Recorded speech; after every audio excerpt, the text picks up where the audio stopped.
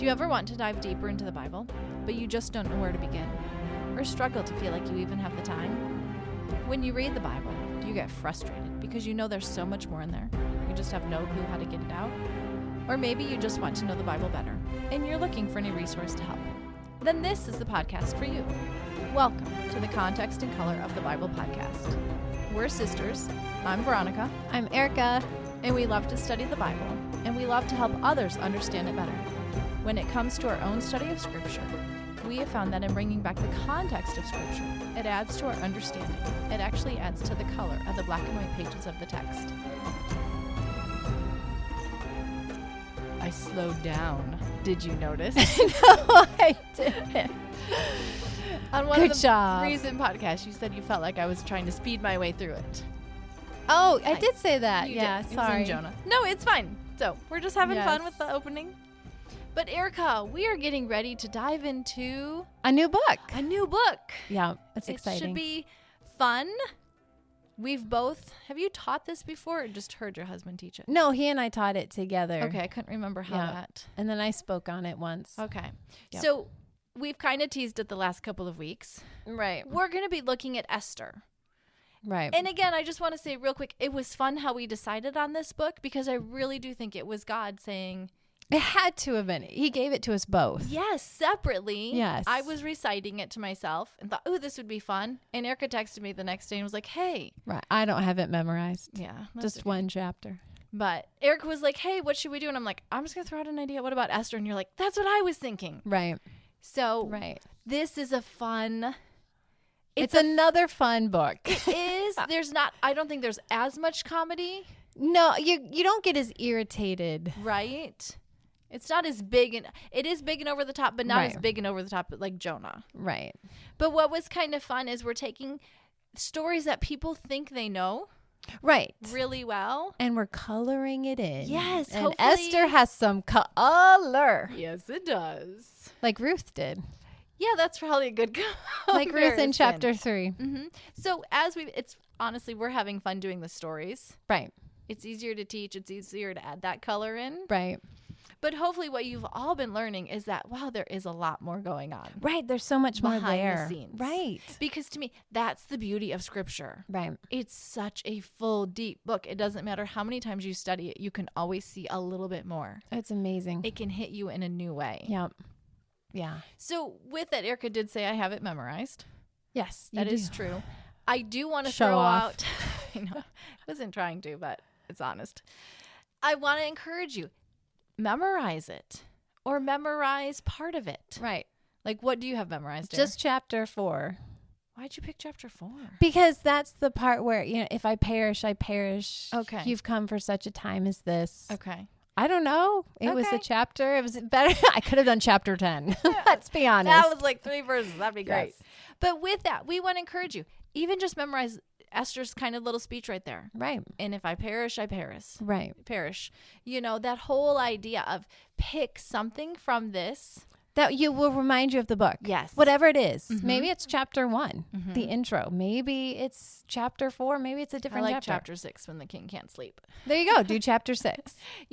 But we're going to encourage you, grab a verse or two or chapter, Right. the whole book, memorize it. But really what I really want to say is read it every week. Right. As long as this podcast series is going on for Esther, read it each week because the more you read it, Right. the more familiar you get with it, and you will see some of the repetition. You'll hear some of those reversals come a little bit easier. Your brain will start to click into, here we go again. Here we go again. Oh, yeah, that's right. I forgot they said this. There's Mhm. this. King headache. Right. So that's our overall challenge. Right. Because when I teach Bible studies, I like to give challenges. Is that your father likes to give challenges? Our father Yes, he does. gives My challenges when he preaches. Yes. But it helps encourage. Right. You can't fail, Right. but some weeks you'll do better, some weeks you won't. This is true. But we're trying to get you familiar with the story. Right. And reading it over and over again is a great way to do it. Yes. And so the other challenge I did think is, I called it the See God challenge. Because in Jonah, we saw God act in mighty and obvious ways. And in Esther, it's more like you look back and you go, oh, now I see how God was working. And I think sometimes in our own lives, we need to stop and do that. Mm-hmm. Yeah. You're making everyday, ordinary decisions, not realizing it. And then when you look back, you can go, oh, I see how God brought me here. You know, I've had in my own life where it was like, oh, I signed up and I taught for an online ESL company. And I never thought I would have done that. But then that led me to a different platform where I was teaching, which is leading me to a whole new idea of how I can engage teaching the Bible. Right. And so I can look back and go, if I hadn't have made that first step, I would have never gotten here. And so you can look back and you go, I didn't see God in that decision. I just thought I was doing what I needed to do. Right. But I see how God uses it. Which I think will make more sense as we dive into Right. Esther. I think that's more, once we get into Esther, you'll understand better where that thought is coming Right. from. But we'll start planting that seed now and just go look back how you make ordinary everyday decisions and you go, but God used it. I didn't think I was making a grand decision in that moment, but I see God taking me down a path. Right. So Right. with that, as we get into the book of Esther, there's some things we always want to keep in mind anytime we study scripture. Do you want to start us off on that, Air? Yeah. When I was in getting my master's, one of my professors talked about what is the genre of scripture, and he puts the Bible as a whole. He called it a historical, theological narrative, and then he broke it down. You know, historical. Veronica, what does historical mean? Hopefully history. Right. This is In real the history. past. Right. This happened. These people lived. This is real story.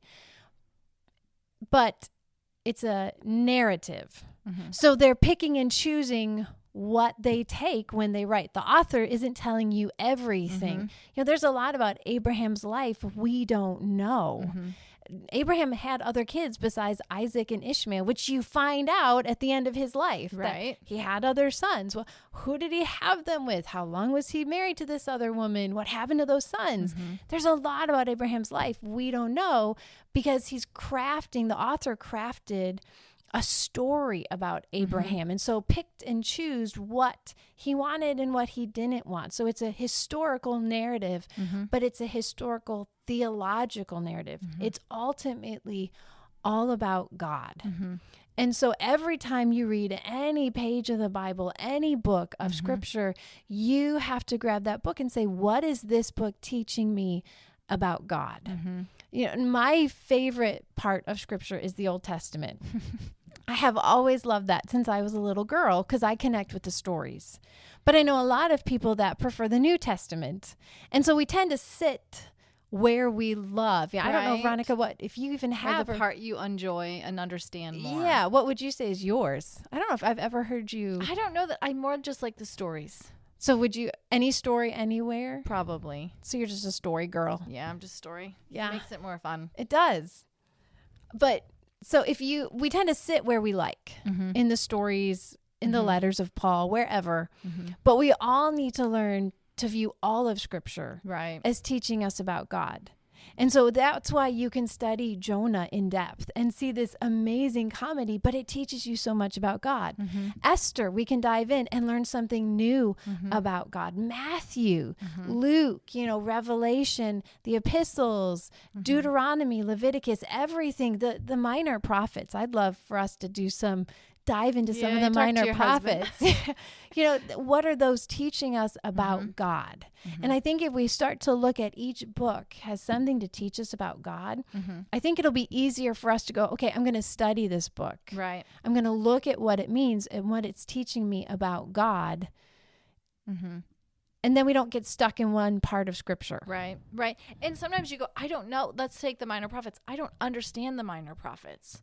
Right. Well, take something you don't understand. Just go, what's it showing me about God? Right. Just ask that one question. Who he is, what he's doing. Right. Who are his key players in this book? Right. And what is he trying to say to them? Sometimes it's almost overwhelming with some of these that I'm not as familiar with.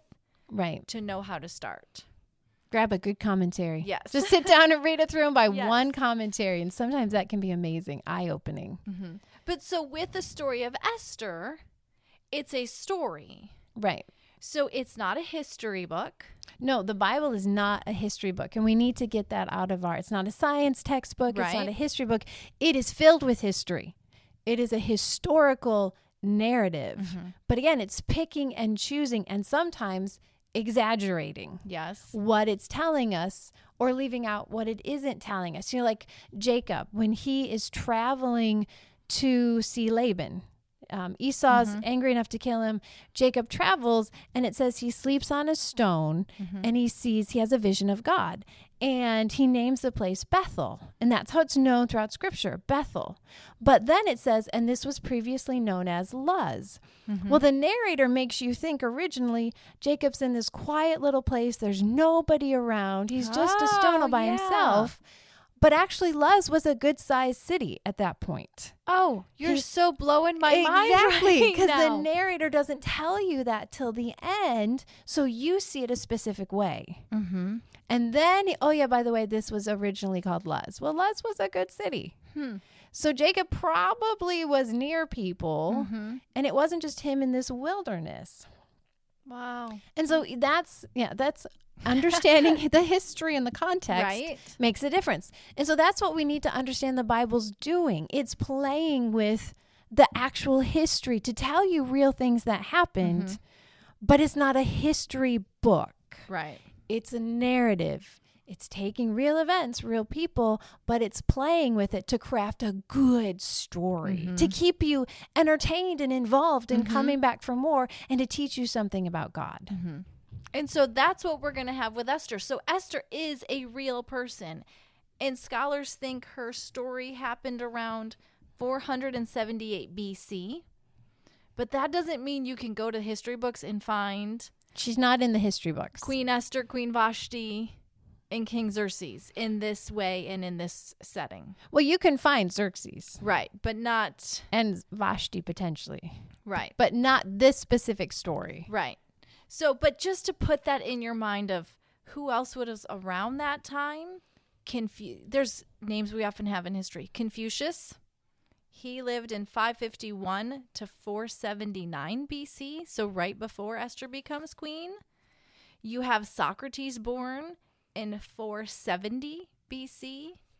And so one thing to keep in mind is often, at least in my mind, I feel like there's the world history timeline and then a biblical timeline. And we need to start meshing those two together. It makes it bigger and it lands the Yes. Bible. It places it on ground and people in places we know and understand. Yes. Which helps just cement it and go, okay, Yes, this is real. I have a firm foundation. This is real. It happened. So with that, as we get into what kind of genre, Erica, would you say is the story of Esther? Well, I saw in the commentaries several different ones. One of them was a burlesque comedy. Okay. Do you want to define that word for us? No. Burlesque. Let's see. Its purpose is to entertain. It naturally incorporates mock dignity, exaggerated descriptions, ludicrous coincidences, undeveloped characters, caricatures, universal reversals. Like it's creating things for you to mock and laugh at. It's over the top, over the edge. Like that's just ridiculous exaggeration. But you know it's exaggeration. You're supposed to hate the villain. You're not supposed to feel sorry for the villain. You're supposed to cheer and be excited when the villain has him come up. So you've got the good guy with the beautiful girl and the wise mentor. You know, all these characters are one-dimensional, and they're supposed to be one-dimensional. That's the way the story's written, because it's got several levels it's working on. And so one level is this comedic exaggeration, fun, keeping you laughing, enjoying the story to grab you and keep you involved. Which kind of happened with Jonah. Yes. We had that comedy because there was some darker layers there. Right. That if I pull you in with comedy, it makes it easier then to turn that mirror around and go, okay, now let's go a little deeper. Right. Because then you shoot me in the end with chapter 4. Yes. Like, Erica, you have issues. Yes. I had one of my commentaries called it a farce. Oh. A comedy designed to provoke the audience to simple, hearty laughter. Which you can kind of see, because obviously the whole story of Esther is relived every year at Purim. Purim. When they get drunk, we'll just throw it out Yes. there. It's probably known. But it is still celebrated Yes. by the Jews today. Oh, it is celebrated. It's a fun celebration. It's a joyous celebration. Yes. Because I actually heard, I can't remember which commentary, but Hitler forbid the Jews from reading Esther in the concentration camps. I said that to my kids when we read through Esther, and then I asked them why. And my 12-year-old piped up and goes, because it would give them hope. That's why. Yes. I'm like, yay, you got it. I was so excited. Especially for that child. Yeah, I know. He can be I love this boy, but he can be my space cadet. But it does. I mean, in the concentration camps, they needed the hope that even though you don't see God, he's still there. He's still there. Right. And but we'll Hitler find that, didn't want that. Yes. Totally. Everyone knows the end of the story already. Right. But that's all right. We can still get caught up Yes. in the unknown, the funs. But what we need to, so that's kind of the genre. That's kind of the feel. And Erica brought up to mind a good story I've told before of Kylie when she was probably 12. She was starting to get books and audiobooks from the library that I no longer had time to read ahead of time and peruse. And I went, you're 12. We will talk about it as you're listening. And so she comes to Brian and I, and she's talking about the story, and the girl in the story is being chased by this guy, and he's trying to kill her, and he's killed her family, and he's going to eat them. Brian's looking at me, and I'm like, Kylie, I would have rather had this conversation without your dad around. Right. Because he's like, what are you letting my daughter read? He did. And it was like, Kai, and I'm looking at the child going, I kind of thought I had an idea of what books you got from the library. This doesn't seem to fit what any of the titles and the book covers looked like. And so he kind of starts asking her more questions, and it's just getting worse. It is unraveling before my eyes. And all of a sudden she goes, Dad, it's a German fairy tale. What's your problem? And it was like, oh, I expect people to get chased and eaten and murdered in fairy tales. That's the fun of the fairy tale. We have weird fairy tales apparently. Because if you listen to especially old fairy tales, they're whoa. Disney really made them happy. Yeah. Disney did a lot of changes. And that's all Brian and I both needed to hear, and it diffused the situation. We both went, oh. Because the genre, it fit the genre. So you're like, oh, I expect that in the genre. Right. So when you read at the end of Esther, all these people are dying, it fits the genre. The over-exaggeration, the numbers, the brutality, it just fits the genre. You're not horrified. Right. It's part of the story. And we will walk you through that in the days and weeks to come. Right. To help you, just to help us all see. Right. Here's how it's fitting. Here's where it's going to play out. It makes sense for the story, for the genre. Yeah. Again, did this really happen? Yes. I do believe there really was an Esther and a Mordecai. We know there was a Xerxes and a Vashti. So I think all of this really did happen, but again, the author's creating a fun story. Yep. And I think we often forget too, it's okay to laugh with scripture. Right. You know, God is a God of joy and created laughter. I think it's Psalm 45 talks about he anointed you with the oil of joy. And I think we miss that often as believers, especially in reading the Bible. We can get, and I am totally guilty of this. Right. I can get so serious and intense in my Bible teaching and talking about the scripture and God that sometimes I think we forget he's a God of joy. Right. And he enjoys the laughter and the enjoyment. And I think he enjoys the surprise in that moment of the reversal that delighted. I think of Jesus telling the parables. Yes. I'm sure there was joy and laughter and a surprise. As he did some reversal. of the... He did that. Yeah. So it makes sense if Jesus was a good storyteller. Yes. That God would be a good storyteller and know how to create. Right. The perfect story. So with that, are we... I think so. We can jump in. We could talk a little bit more about Xerxes. I wasn't ready to go there yet. Oh, okay. Never mind. I was going to say more. Well, you tell me. We'll discuss it on air. The idea of where the story of Esther fits in the Bible. God starting with... Oh, okay. Yeah. So God, we talked about this earlier. So chime in if I forget something. God creates a world. The world says, we don't want anything to do with you, God. So God chooses a people. Abraham makes a covenant with Abraham, redeems them out of Egypt, brings them to the land. They're in this intimate relationship, covenant with God. And part of that intimate relationship is you'll fail. Here's how you make things right. But if we really fail a lot, there are consequences to sin. There are consequences to disobedience. And one of the consequences is exile. That doesn't mean the covenant's over. That doesn't mean the relationship is done. Just because you discipline your child, maybe harshly, doesn't mean you no longer love them or that they're no longer your child. It just means this is part of my relationship as a parent to you. I have to discipline you, you know, or a boss with a worker, an employee. Sometimes they have to, here's a consequence of the stupid decision you make as my employee. I have to do something. You're still my employee, but I have to discipline. Right. So God disciplines Israel, showing they're still his. I think it says that in Hebrews. God disciplines those he loves. And so they go into exile by Assyria and then Babylon. Well, the question becomes, is God in exile with his people? What happens through that exile? And you get to Ezra and Nehemiah. And they go back to the land. They rebuild a temple. They rebuild the walls of Jerusalem. God sends prophets. And you get definite, concrete examples. God is still with his people now that they're through the exile and they're back in the land. But as you're reading through Ezra and Nehemiah, you begin to go, oh, but there are still Jews left in exile that didn't leave Persia, that stayed in Babylon. What about them?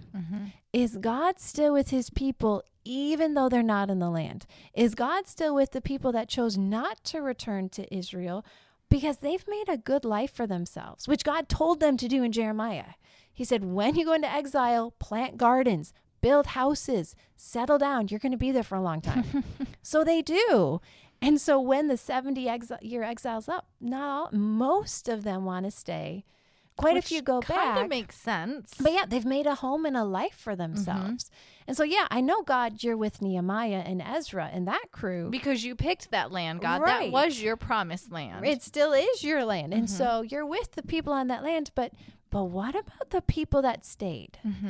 Are they in disobedience? Are they no longer yours? Are you still with your people even in exile?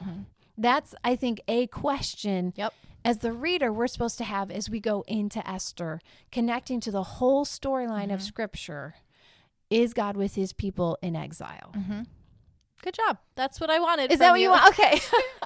That was exactly. But because I want, again, we're trying to lay that foundation. It's one story ultimately. And where does Esther play into that? And what are the questions that should be going through our mind? That's the question that should be. Is God with his people in exile? Right. How is God with his people in exile? Right. You know, so those are the things going in, because then it just makes you more aware. I know what I'm looking for. Right. Or I know what I'm not seeing. Right. I should be seeing.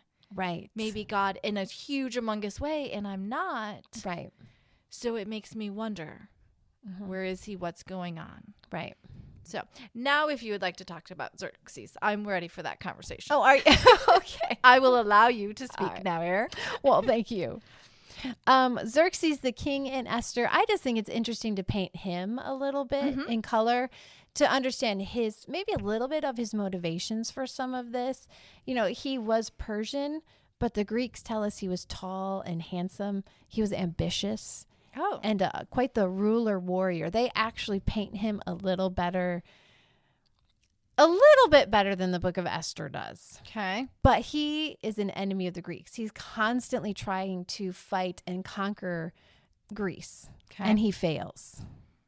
And in fact, at one point, he had his army build a huge bridge to try to cross this waterway. And the water just floods, the storm comes and destroys his bridge. And he gets so angry, he has his army whip the water because obviously it destroyed. Obeying. Right. And he is the king of the world. And so he's kind of that. Little out there. Yeah. A little over the top. But at the beginning of Esther, he is trying to get his army to go to Greece to fight them. So some people have wondered if this party he puts on is kind of a a PR move. Let's show how amazing we are so everybody will support me. So all my generals, all of these wealthy people will come and yes, we'll fund your army to go fight Greece and conquer and win. But the party doesn't go exactly the way he thinks and his battles don't go exactly the way he thinks. Because I will just say, if we stick with that, chapter 2 would be after the war. After the war. And he comes home. Yes. Bum, bum, bum. Yes. But that's our foundation. Yep. So next week when we come back, we will get into chapter 1. But for now, we just wanted to just set the stage. Which hopefully we did. Yeah. Some color, some texture. But like I say, read the book of Esther. You know, or at least read chapter 1. Right. Because what we want is we're walking through this, you to be familiar and starting to see the repetition, the excessiveness, the ridiculousness of some of this. Think of it a movie. That's one thing. Oh, yeah. My husband does a really good job when he's teaching. He talks about the movie camera. If it's a movie camera, where's the movie camera focused and where is it not? Right. Especially in chapter 1. What are you? It's moving you very specifically around the room and showing you things. So, and with Erica's background of he's kind of doing a PR for his campaign. Right. Why are they showing you this? Right. What would that let everybody think and know? Right. So, thanks for joining us. This is the Context and Color of the Bible podcast. As always, you can find us on Facebook, Instagram, and Pinterest. Erica has her website. I have a website. And we would love to hear your thoughts and comments. What you've already learned about Esther, what's something new you've heard today, or maybe in the future what you would like us to teach after Esther. We're always open to suggestions and ideas. Are always yes. So, thanks for joining us. Bye-bye.